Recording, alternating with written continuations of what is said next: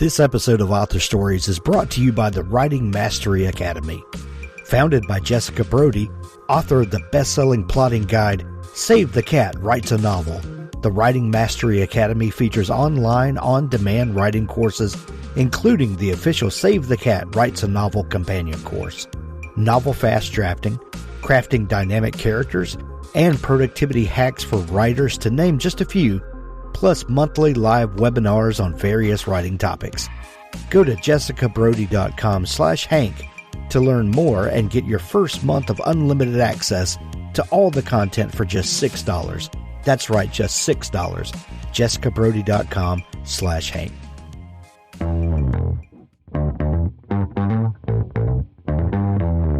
You're listening to the Author Stories Podcast,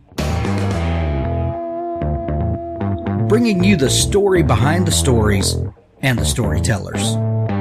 Margaret White, Terry Brooks, Sheena Kamal, Matthew Quick, JT Ellison, Walt D. Williams, Brad Ford, Corey Dr. O, Brandon Sanderson, Robin Mom, Ernest Klein, Jim Butcher, Charlene Harris. Visit hankgarner.com for archives of all the shows. Today's guest is... Well, thanks for joining me again for the Author Stories Podcast, where I bring you the story behind the stories and the storytellers. Today, I'm super excited to have Adele Parks on the show with me. She has an amazing new book. It's called Just My Luck. And I'll tell you what, this is a must-have for your to-be-read pile. I love it so much. I know you're going to as well.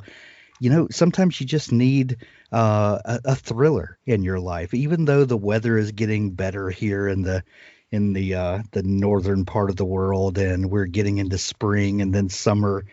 Sometimes you just want to snuggle up with a book and just let it scare you a little bit. And Just My Luck is something that you definitely need to have in your, beside your reading chair or by your bed, wherever you do your reading. And I'm super excited to have Adele with me today to talk about it. Welcome to the show, Adele. Thank you so much. It's actually quite, it's funny you're saying it's great to have a thriller, because I totally understand that. It's quite nice to have a beach read thriller. And this one does have sort of moments of real joy, actually, only to pull that rug and lose that joy. But yes, I think it's summer appropriate too. Absolutely. Adele, we begin each show with the same question. And that question is, what is your first memory of wanting to be a writer or storyteller?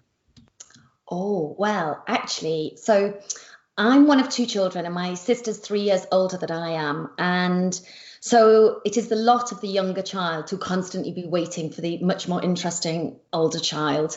And so, her schooling was always sort of 40 minutes longer than mine. And because I was always, I was in infants when she was juniors, and so on and so forth. And she went to exciting clubs and that sort of thing. And I really didn't. But I spent my entire time waiting for her in our little local library, which was placed very conveniently between the sort of infant school and the junior school. And I went there so frequently, literally every day, waiting for her to finish school, that I became quite friendly with the librarians. And it was actually a librarian that suggested to me, she asked, did I want to become an author? And I was about 6 or 7. And I read an awful lot, clearly. Why else would this librarian suggest it? But I didn't know what the word author meant. And I remember the sting of the humiliation of not knowing what a word meant, because words were my thing. And I felt very proud of them being my things. But I did the right thing. I asked her, what's an author? And she rushed off and sort of brought back one of the books I'd been reading. And she said, this book, somebody sat at home and is writing this just for you. And I genuinely thought Enid Blyton was sort of sat at home writing just for Adele Parks, which was very good of her. But she did say, you can have that job. And pretty much from then on, I kept telling people I was going to be a writer and stuck with the idea. I love hearing those sorts of stories. And, we've done more than 1,000 episodes of this show. And of course, you hear 1,000 different stories from people. And I love hearing from people that just know that they're going to tell stories. It's just something ingrained in them. And some people come to it later in life and get the idea later, and that's absolutely valid, and is their journey. But I just love when people just know. It's like this storytelling gene that we're just born with.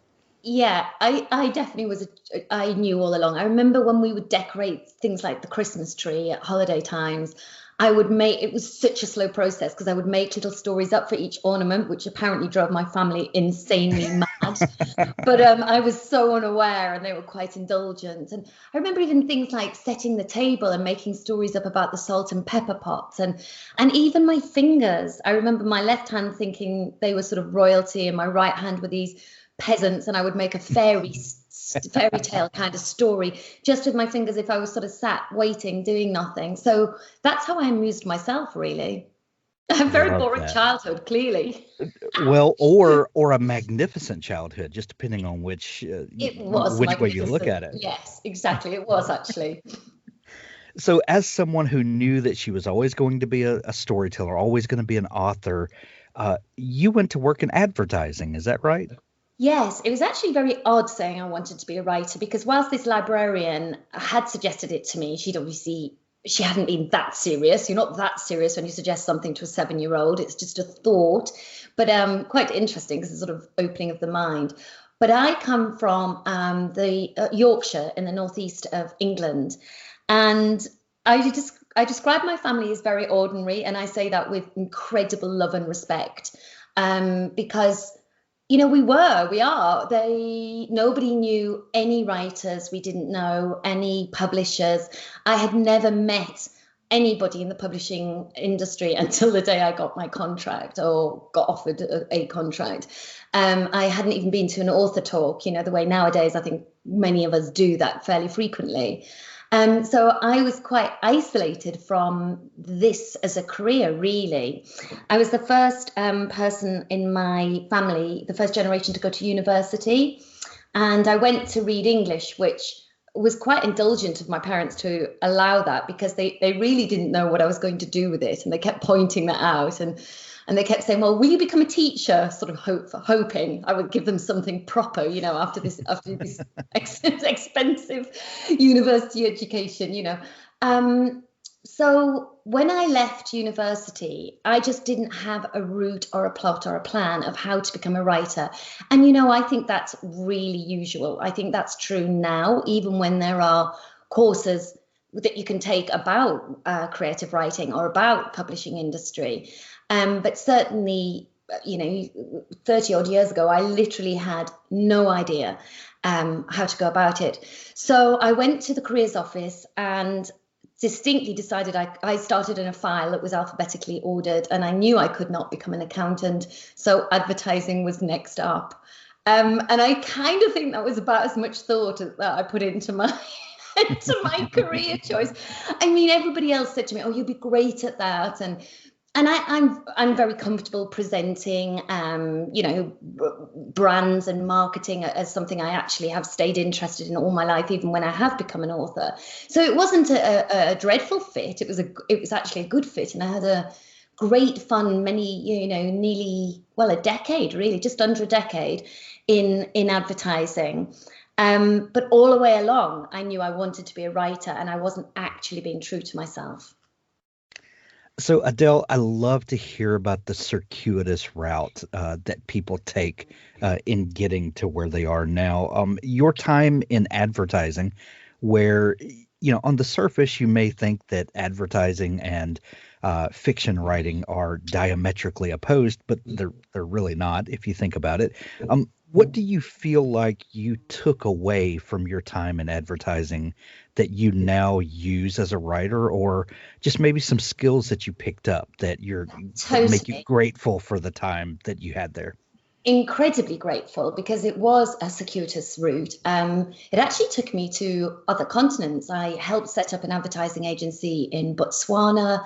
I worked a lot in London, and then I actually swapped from being in a main agency to working in the advertising department of Accenture, the management consultancy, huge management consultancy. Sure. So I worked a lot with a team out in Chicago. I was often traveling to Chicago and New York, where our advertising agency was based. And I have to say, hand on heart, I would never be the writer I am now, which is somebody who produces a novel a year, if I hadn't had that phenomenal training at Accenture. Surrounded by incredible brains, incredibly motivated people, and also huge time managers. There's a real skill to managing your time if you're a writer, because it's very easy to procrastinate, and we're given excuses. We're given excuses like writer's block and, oh, the muse hasn't visited me today. So it's very easy not to just get cracking and get on with the writing. But because of my phenomenal training at Accenture and the people I was surrounded by there, I've never found writing a book a year and promoting a book a year anything like a hardship. It's an utter joy. So I think I took that discipline away from my old world. And also on a sort of more fun level, I quite often have characters who do work in advertising or are management consultants, because obviously I spent, my 20s in those fields, and it was quite rich pickings for stories. Love it. I love it. Adele, what was the motivating factor that pushed you to write the first novel? There's usually, when you find a great career and all of that, writing finds a way of just popping up in our lives and drawing us back into that love. What was it for you? You're completely and utterly right. I mean, so I was working long hours. I mean, as much as I loved my time at Accenture, a 12-hour day was absolutely the norm. And I would switch off by reading. I read all the time. And I also, what I called, scribbled still. So I always had a notebook with me, and I was always writing down my thoughts and feelings. And then sort of towards my late 20s, and I think all stories have to have the light and dark, the shade. And this is a difficult time for me. But towards my the end of my 20s, big family that I come from, big extended family with lots of relatives that had been very, very important to me. We started to lose them, and in a period of 12 months, I lost a huge number of friends and family, and just one of those terrible, awful ways that, I've hardly lost anybody since. But in that short time, it was averaging more than one a month of very close people. And, yeah. And some really dreadful ways, sort of, my PA, who was younger than me, died of cancer. A couple of colleagues from Botswana, one got murdered and one died of AIDS. So these were very traumatic losses. And some of the losses that I had were perhaps more acceptable because they were elderly relatives, but still no less of a loss. And I felt incredibly unsure of the world. And I went to a grief counsellor, which now would mean that would be the standard. That would be absolutely, and certainly in America, I know that people go to counsellors a lot. But at the time, 20 years ago, it was considered quite odd. People sort of thought I was really on the edge, which, by the way, I was. But they, it's not a very British thing, certainly not then, reaching out for help in that way. But I am so glad I did, because I met this wonderful woman who was my counsellor. And I remember her saying to me, right, okay, I said to her, look, I don't trust the world anymore. I don't believe the world is a happy place. And I don't think I will ever find contentment and happiness again. And she said, actually, Adele, I don't believe you. You've been coming here for a few weeks now, and every time you come, you still crack jokes. And, even when you're telling me sad stories, you will always find a happy way to remember those people. And I just don't accept you're not going to be happy again. But what you do need is to find yourself something that you can control that is to do with your happiness. And that might be gardening or baking, but a little hobby of your own that helps you ease stress. And I sat for a while and then eventually said to her, well, I scribble. And she said, what do you mean? And I sort of pulled out of my bag this notebook that was crammed with all my ideas and thoughts and processing. And and showed her it. And she said, how many of those have you got, Adele? And I said, oh, I don't know, 20, 30, I don't know, lots. And she said, oh, I think it might be more than scribbling. And, you might want to think about that a bit more. And basically that night I went home, and my partner at the time had just run the marathon, London Marathon. And to train to do so, he had trained 2 or 3 hours a week, twice a week, and then 3 hours on a weekend. And I just remember thinking, oh, I'm going to take that same time for my writing. I'm going to just schedule my writing. And it meant I didn't, socialize as often, because obviously I mentioned I had a huge job and something has to give. I certainly gave up ironing. But I found that was what I wanted to do. And then by the eve of my 30th birthday, because I do love a deadline, I had finished the manuscript that became my first novel, Playing Away. And I took that to an agent that I had just read and researched about independently. And I left it on the reception of that agency and went back to Yorkshire, where I'm from, to celebrate my birthday. And when I came back after the weekend, there was a flashing on my answer phone, which is a very dating thing that I had an answer phone in those days, but I did. And there was a flashing on the answering phone, and I listened to the message, and it just said, I've read your manuscript and over the weekend, and so has my wife, and we both think it's going to be a hit. Will you talk to me on Monday morning? It was unbelievable. Authors, I have a fantastic new service to tell you about. It's called PubSite. PubSite is a service to help you build your very own website, your home on the web, where you can promote your work and give your fans a place to connect with you. PubSite is a website platform that allows every author, regardless of budget, to have a great-looking professional website developed by the book marketing professionals at FSB Associates. PubSite is the new, easy-to-use DIY website builder developed specifically for books and authors. Whether you're an author of one book or 20, or a small publisher, PubSite allows you to build, design, and most importantly, update your website pain-free. No need to be dependent on a designer or webmaster to make a small but costly change to your website. Save the money and do it yourself. PubSite is the best platform for authors because it's a book-centric platform. PubSite was built just for authors and small publishers. Every design, feature, and layout is book-centric. They have customized designs for you to use. It's easy to build. No coding or HTML is necessary to create a stunning, professional-looking website with all the features you want. Get a custom domain name, yourname.com. It's simple to update. You can add all of your books, add a blog and a book tour, sell from any retailer, manage your email list and social media, and even do e-commerce. Build your website with a 14-day free trial, then pay just $19.99 per month, which includes hosting. And we offer packages starting at $499 to set up the website for you. Pub-site.com, the place to help authors find their home on the web.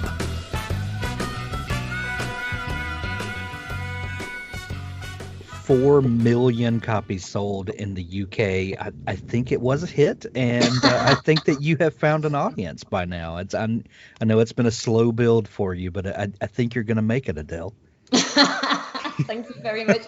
It was absolutely extraordinary. I think, everybody has different beliefs on how the world works and how the karma works and all that kind of thing. But I do think at the time that I was sort of being looked out for and looked after, because it is a particular, it's a galling story if you've had dozens of rejections. And believe me, I have had rejections from many other countries since. So, it hasn't been all sickeningly plain sailing. But the UK deal was plain sailing. I talked to 6 publishing houses in the following weeks, and all 6 made offers. There was a bidding war.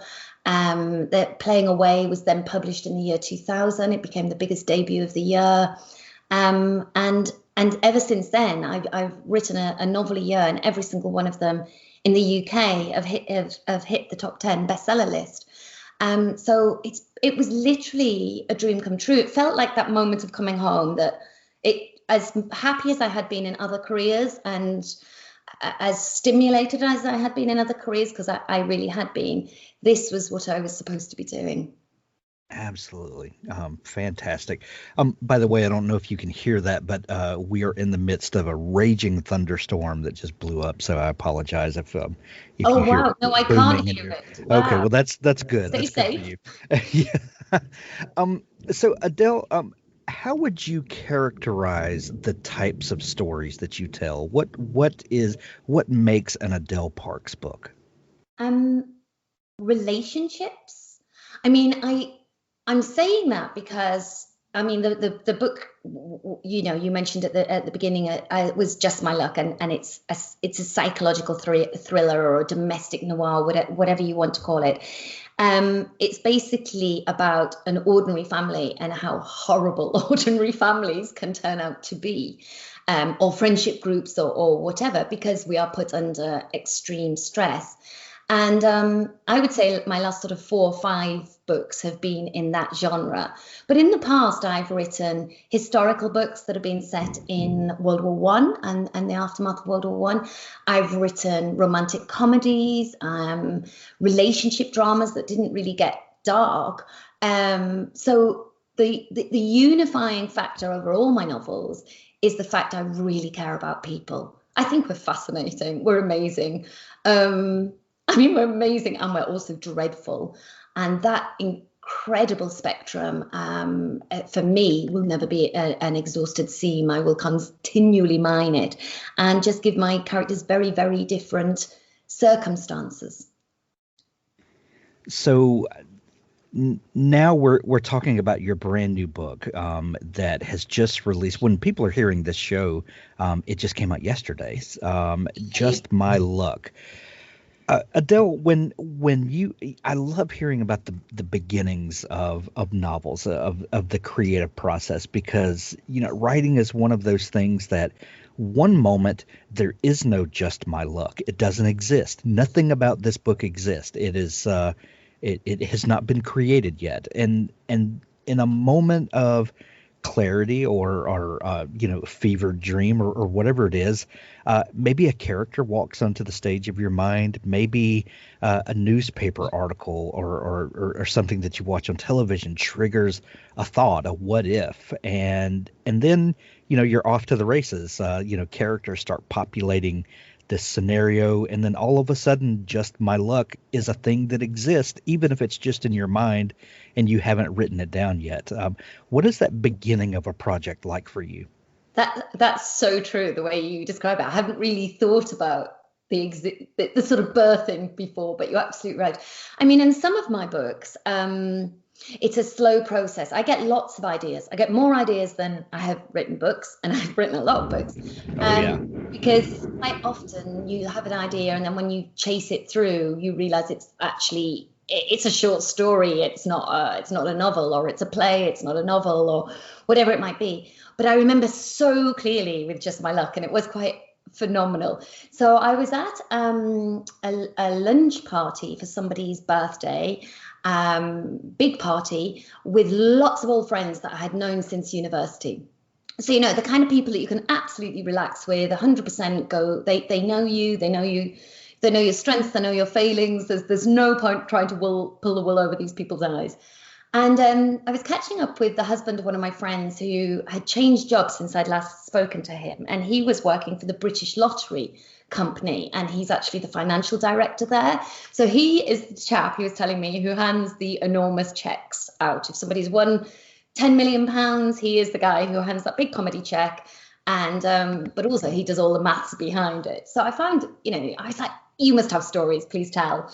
And he's telling me some fabulous stories about, winners and the fun things that they spent their money on, and the crazy things people did. And some of those stories, he's telling me about some people that, for instance, win the lottery, played it every week of their lives, win the lottery, and then never spend a penny. And I was, all these ideas were sort of coming into my head, just exciting. And then he just said casually, oh, and of course, if it's a very big win, our duty of care is such that, we advise them with finances, but also advise them with security and perhaps put them in touch with bodyguards. And I was just like, I'm sorry, what did you say? And he said, well, the children will be on a kidnap risk list then.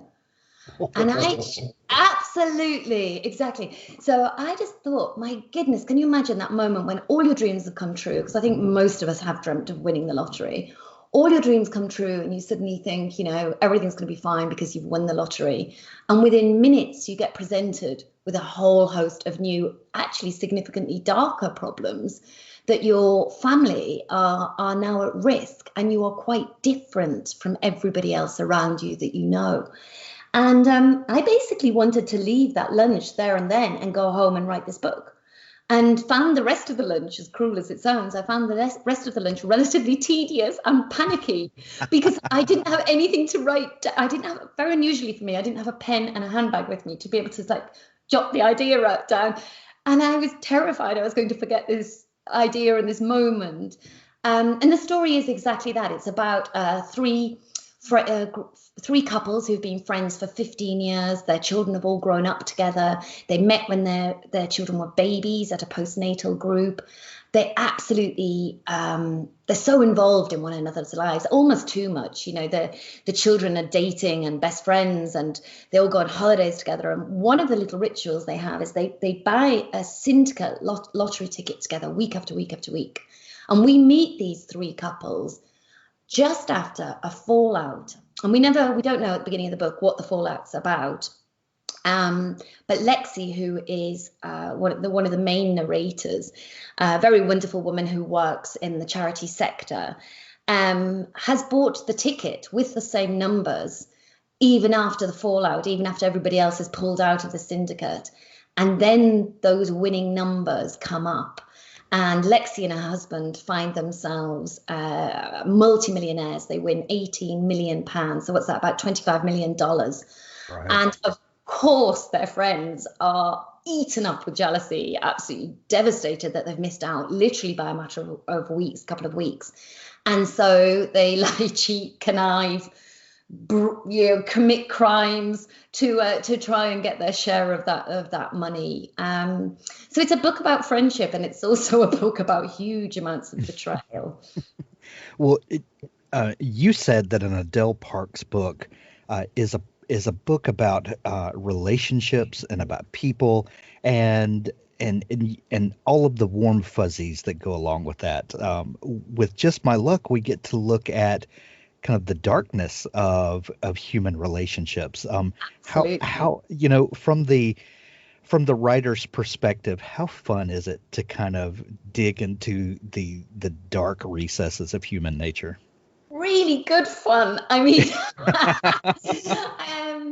I think because in my early part of my career, I did write sort of more relationship in romantic books. I think I was really glad to leave that behind, because there's kind of only one sort. I could be making this up. I could be misquoting. But I think there's sort of one kind of happiness. That whole quote. There's one sort of happiness, but there's loads of ways to be miserable. And I think writing about miserable people, whether that's jealousy or betrayal or insecurities, addictions, all of those kind of things that make us human are very, very interesting, because none of us are wholly good. And none of us are I don't think, you'd have to talk to a psychologist, but I don't think any of us are wholly bad, or very few of us. And so I like to write about good people that do bad things, and equally, to confuse the reader, I like to write about really bad people who do the occasional good thing, because that's what we're like. We're nuances, we're complex. We have something that none of the rest of the animal kingdom share with us, and that is our ability to not only articulate, but to deceive. Not only can we speak, but we can lie. And I suspect people learn to lie almost minutes after they've learned to speak. I don't know what the science is behind that, but I think it'll be pretty close behind, where children wonder if they can get away with something, if they, if they're going to have an easier time, and they're going to get some sweets if they say something different, So I believe that whole side of being cunning is really interesting to write about, and certainly, I hope, very interesting to read, because I think reliable and unreliable narrators are, they are something that we enjoy exploring as readers as well. I believe that writing about baddies is quite fun for me because I believe I'm a relatively nice human being. So I get to be, I get to explore my dark side without committing any crimes.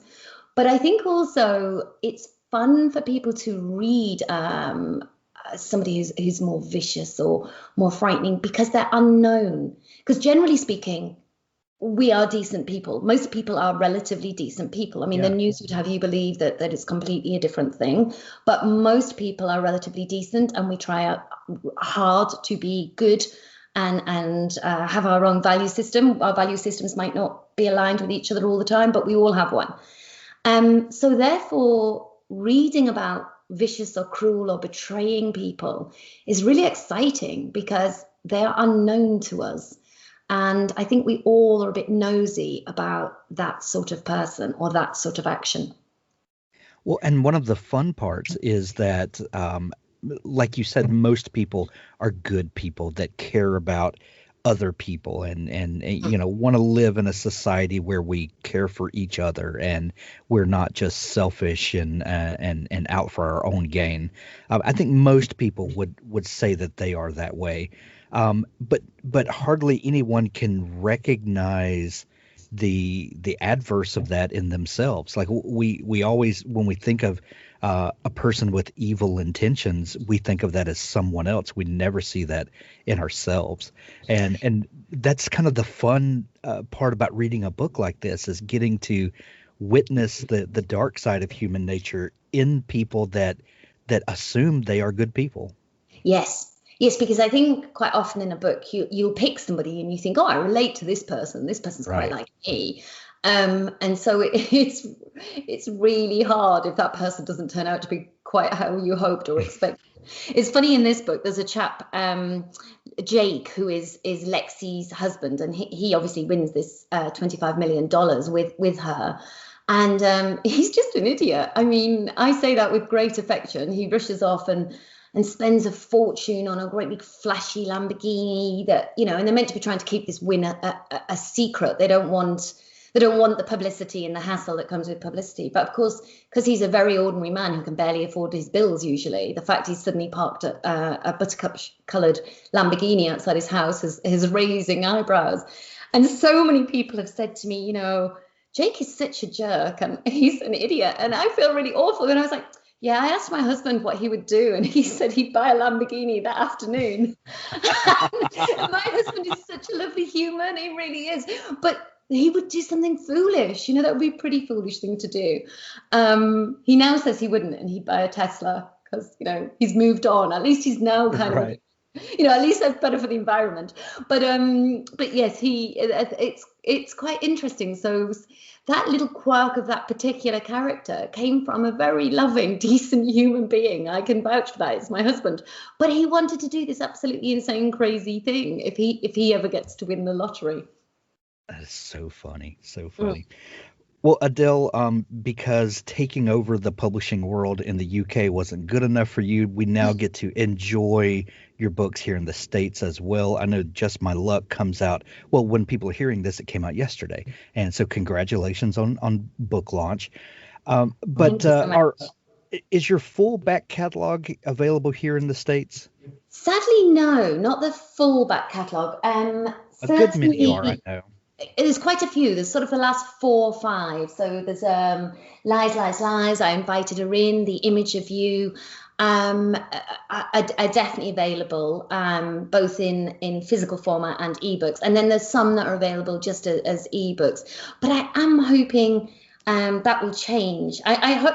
I mean, we laugh with the title "Just My Luck" because you realise how often you use the word luck. Because I have been incredibly lucky with Just My Luck, because not only is it to be published in the States, which is super exciting for UK authors. I mean, I don't know if it works the other way. I hope it does. But for us, I mean, we get a lot of our culture from the States. And so it's sort of our TV shows and our films. And, we we consume that all the time. So it's really exciting to be sending a book out to the States.